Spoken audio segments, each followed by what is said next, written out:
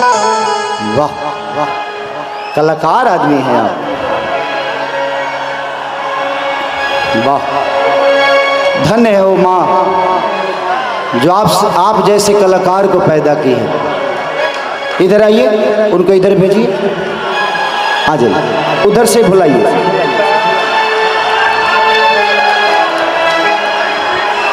कम से कम आज पगले तुमको करोड़ों लोग तो देख ही लेंगे, और हो सकता है जो इसी से तुम्हारी पहचान बन जाए।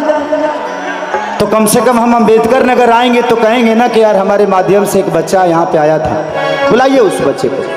बम बम नहीं खिस्म ले ले बाबू, आओ आओ आओ, पूरा चेक कर लीजिएगा, कोई पदार्थ नहीं लेके घूम रहे हो ना। अरे